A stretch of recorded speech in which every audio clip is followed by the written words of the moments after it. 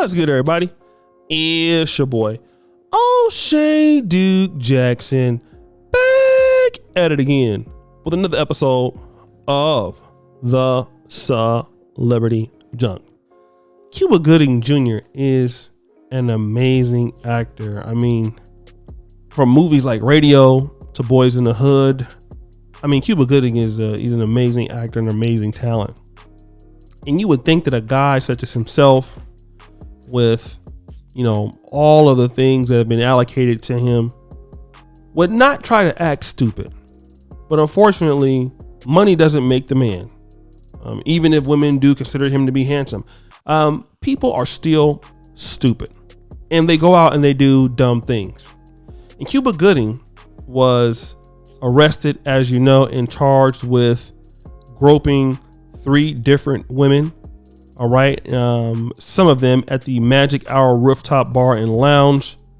And he pleaded guilty to some of these charges, if not all of them. Okay. And now what he'll be doing is he's going to be throwing a strip club event, according to Black Sports Online.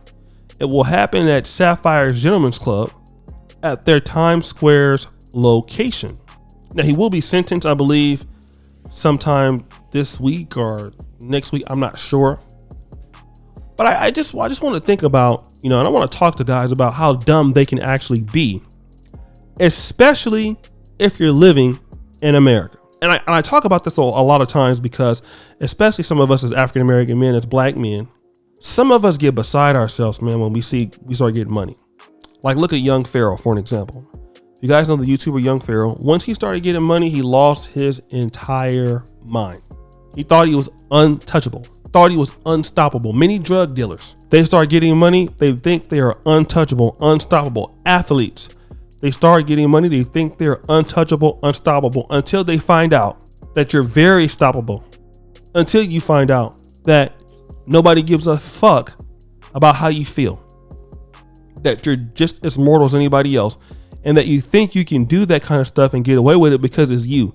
And let me tell you this, some of these guys do get away with it. You know, some of these dudes touch on women. We talked about Trey Songz. There's video evidence on him doing it.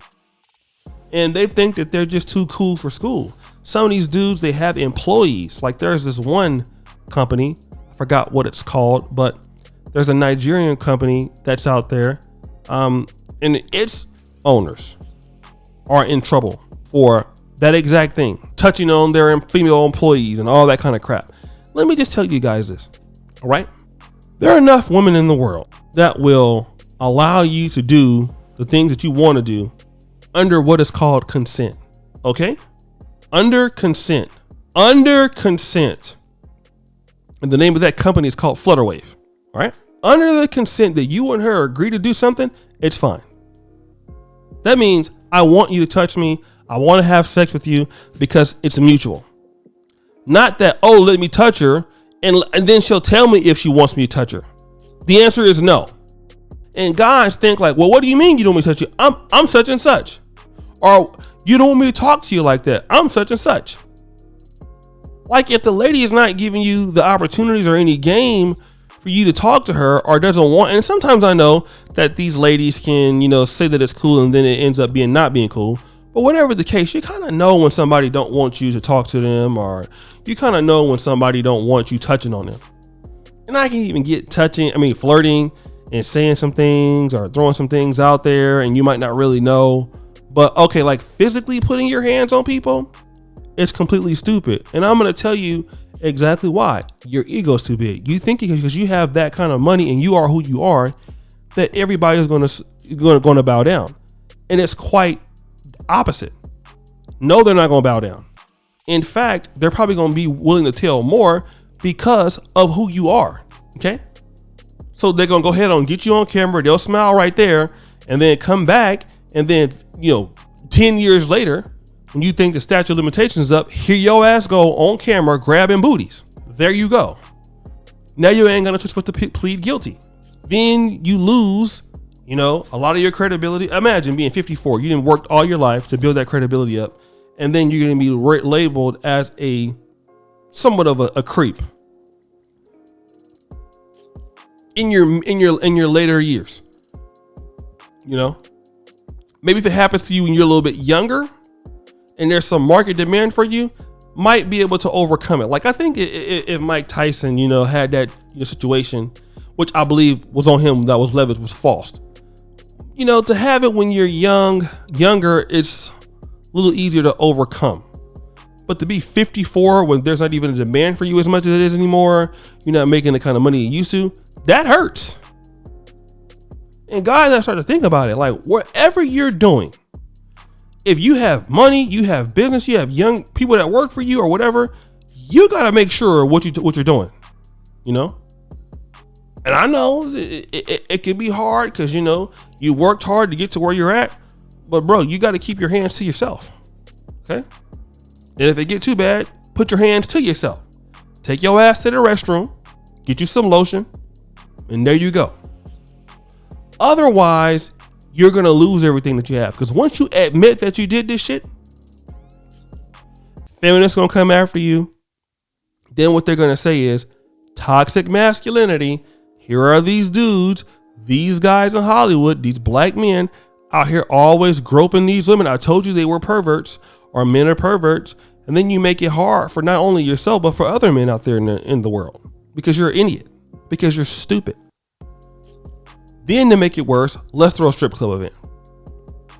Like if you already did not know how thirsty your ass was, and I believe you were married at the time, let's throw a strip club event. How much dumber can you be?